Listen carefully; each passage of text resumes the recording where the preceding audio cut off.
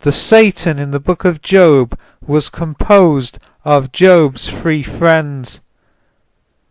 We have seen in another video that coming before the Lord, coming before Yahweh, may describe coming before a representative of God, such as a priest or an angel. The sons of God, the believers at that time, presented themselves before a priest or an angel, perhaps a religious feast. Someone there, maybe one of the worshippers, reflected that it was not surprising that Job was such a strong believer, seeing that God had so richly blessed him. God gave that person the power to afflict Job, to demonstrate that Job's love of God was not based upon the blessings God had given to him.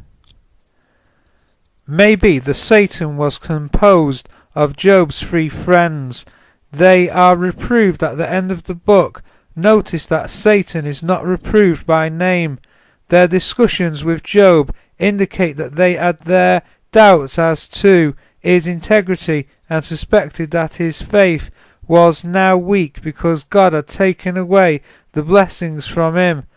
But now it is come upon thee, and thou faintest, it toucheth thee, and thou art troubled.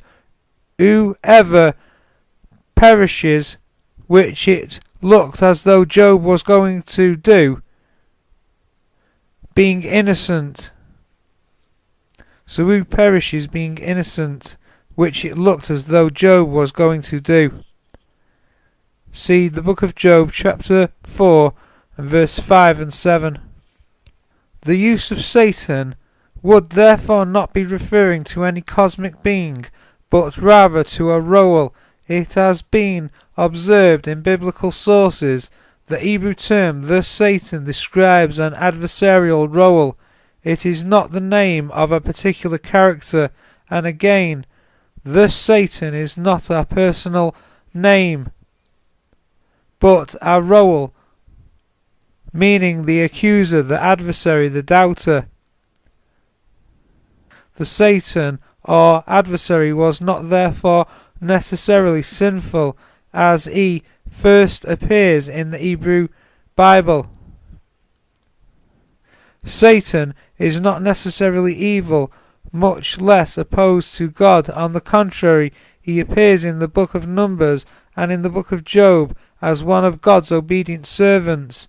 He is subject to God's control and was used by God to accomplish his purpose.